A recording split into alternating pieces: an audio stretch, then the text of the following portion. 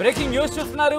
BRS MLC కవితకు మళ్ళీ నిరాశ ఎదురైందా అంటా ఉన్న మాట వినిపిస్తోంది. జూన్ 3 వరకు కవిత రిమాండ్ పొడిగించింది కోర్టు.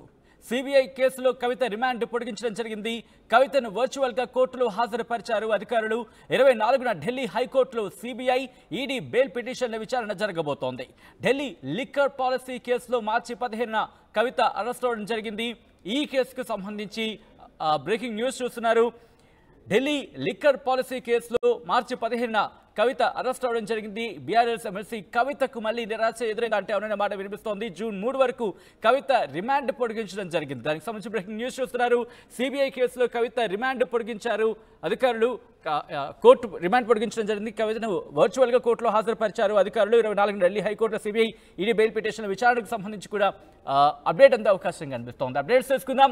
మా ప్రతినిధి రామకృష్ణ అప్డేట్స్ అందించేందుకు లైవ్లో సిద్ధంగా ఉన్నారు. రామకృష్ణ, కవితకు సంబంధించి ఇప్పుడు నెక్స్ట్ ఏం చేయబోతున్నారు?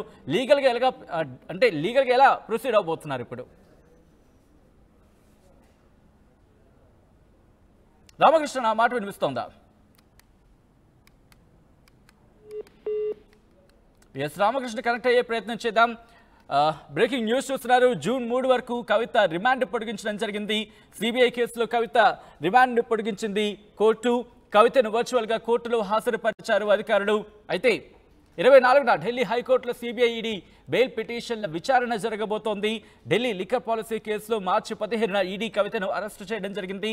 ఆ తర్వాత ఇదే అంశానికి సంబంధించి సిబిఐ కూడా అరెస్టు చేసిన నేపథ్యాన్ని మనం చూసాం. అయితే ఈ విచారణ కంటిన్యూ అవుతోంది. ఇప్పుడు సిబిఐ కేసులో కవిత రిమాండ్ పొడిగింపు అవ్వడం జరిగింది. కవితను వర్చువల్గా కోర్టులో హాజరుపరిచారు అధికారులు. 24న ఢిల్లీ హైకోర్టులో సిబిఐ ఈడీ బెయిల్ పిటిషన్ల విచారణ జరగబోతుంది.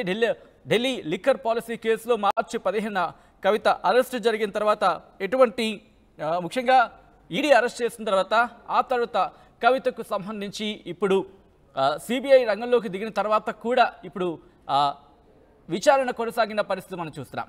మా ప్రతినిధి రామకృష్ణ అప్డేట్స్ అందించేందుకు లైవ్లో జాయిన్ అవుతున్నారు. రామకృష్ణ, కవిత లిక్కర్ పాలసీకి సంబంధించి ఇప్పుడు సిబిఐ కేసులో కవిత రిమాండ్ పొడిగించినట్టుగా తెలుస్తోంది. డీటెయిల్స్ ఏంటి ఫస్ట్లీ, ఆ తర్వాత ఎలా దీన్ని లీగల్గా ఎలా ప్రొసీడ్ అవ్వాలనుకుంటున్నారు కవిత? అయితే కవిత జ్యుడిషియల్ రిమాండ్ ఈ రోజు ముగిసింది. ఈ ముగిసిన నేపథ్యంలో ఆమె జ్యుడిషియల్ రిమాండ్ ని సిబిఐ ప్రత్యేక న్యాయస్థానం జూన్ 3వ తేదీ వరకు పొడిగించడం జరిగింది. ఇందుకు ప్రధానమైన కారణం ఈ నెల 20వ తేదీన 24వ తేదీన కవితకి సంబంధించిన బెయిల్ పిటిషన్లు, ఒకటి సిబిఐ రెండు బెయిల్ పిటిషన్లు కూడా ఢిల్లీ హైకోర్టులో విచారణకు ఉంది. జస్టిస్ స్వర్ణకాంత్ శర్మ నేతృత్వంలోని బెంచ్ ఈ కవితకి సంబంధించిన 2 పిటిషన్లు కూడా విచారణ చేయబోతున్నారు.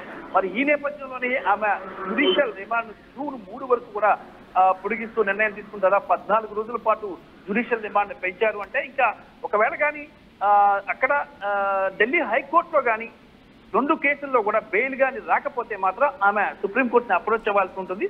అందుకని ఈ రోజు కవితను కూడా తీసుకున్నట్టుగైతే సిబిఐ ప్రత్యేక న్యాయస్థానానికి తీసుకురాలేదు. తిహార్ జైల్లోనే ఉంచి వర్చువల్ గా హాజరుపరిచారు. ఎలాంటి విచారణ కూడా జరగలేదు సిబిఐ ప్రత్యేక న్యాయస్థానంలో. కవిత కేసుకు సంబంధించి జస్ట్ ఫర్ రిమాండ్ విధించారు. జూన్ 3 వరకు రిమాండ్ విధిస్తూ సిబిఐ ప్రత్యేక న్యాయస్థానం జడ్జి కావేరి గవితాన్ని తీసుకున్నారు.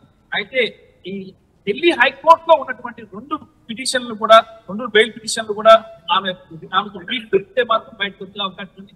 రిలీఫ్ దొరకకపోతే మాత్రం ఇంకా సుప్రీంకోర్టుని అప్రోచ్ సుప్రీంకోర్టు నుంచి బెయిల్ తీసుకునే అవకాశం అయితే కనిపిస్తుంది. ఎందుకంటే ఈ లిక్కర్ స్కామ్ కి సంబంధించి ఎవరికి కూడా ట్రయల్ కోర్టు కానీ హైకోర్టు కానీ బెయిల్ ఎక్కడా ఇవ్వలేదు. మరి సిబిఐ కూడా స్ట్రాంగ్ గా ఉంది, ఎన్ఫోర్స్మెంట్ డైరెక్టరేట్ కూడా స్ట్రాంగ్ గా ఉంది.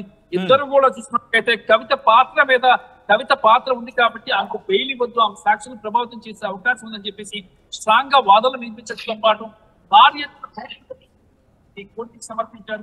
మరి కోర్టు కూడా దీన్ని పరిశీలించిన తర్వాత దీనిపై డెసిషన్ తీసుకునే అవకాశం అయితే కనిపిస్తుంది. ట్రయల్ కోర్టులో బెయిల్ రాలేదు, మళ్ళీ హైకోర్టులో కూడా బెయిల్ వచ్చే అవకాశం కూడా కష్టమే అనిపిస్తుంది. ఇంకా ఆమె సుప్రీంకోర్టుని అప్రోచ్ చేసి సుప్రీంకోర్టు నుంచి బెయిల్ తీసుకోవాల్సిన పరిస్థితి అయితే ఏర్పడుతుంది. ఇటు అరవింద్ కేజ్రీవాల్ కానీ ఇదే స్కామ్ లో ఢిల్లీ ముఖ్యమంత్రి అరవింద్ కేజ్రీవాల్, అలాగే ఆప్ ఎంపీ సంజయ్ సింగ్ కానీ అందరికి కూడా సుప్రీంకోర్టు బెయిల్ ఇచ్చింది. మరి కవితకి కూడా షరతుతో కూడిన బెయిల్ చేసే అవకాశం అయితే ఉంది.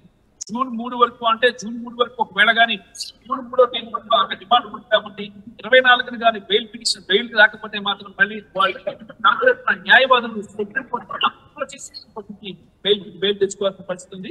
మరి ప్రస్తుతానికైతే మాత్రం హైకోర్టులో వీళ్ళు ఒక కారణం చూపించారు, కవిత హెల్త్ రీజన్స్ చూపించి బెయిల్ అడిగారు. హెల్త్ రీజన్స్ లో కూడా బెయిల్ వచ్చే అవకాశం హైకోర్టులో. మరి సిబిఐ స్ట్రాంగ్ గా ఉంది, ఈడీ స్ట్రాంగ్ గా ఉంది. ఎందుకంటే సిబిఐ కానీ ఈడీ కానీ తప్ప ఎలాంటి అభ్యంతరం లేదు బెయిల్ ఇవ్వడానికి అని చెప్తే మాత్రం ఇక బెయిల్ వచ్చే అవకాశం, అది కూడా కానీ హైకోర్టులో మాత్రం బెయిల్ వచ్చే అవకాశం లేదని చెప్పేసి right Ramakrishna, thanks for update. So మొత్తంగా అయితే మాత్రం బీఆర్ఎస్ ఎమ్మెల్సీ కల్వకుంట్ల కవితకు మళ్ళీ నిరాశ ఎదురైందా అంటూ ఉన్న మాట వినిపిస్తోంది. జూన్ 3 వరకు కవిత రిమాండ్ పొడిగించడం జరిగింది కోర్టు. సిబిఐ కేసులో కవిత రిమాండ్ పొడిగించింది. కవితను వర్చువల్గా కోర్టులో హాజరుపరిచారు అధికారులు. 24న ఢిల్లీ హైకోర్టులో సిబిఐ ఈడీ బెయిల్ పిటిషన్ల విచారణ జరగబోతోంది. ఢిల్లీ లిక్కర్ పాలసీ కేసులో మార్చి 15న కవిత అరెస్ట్ అవడం జరిగింది.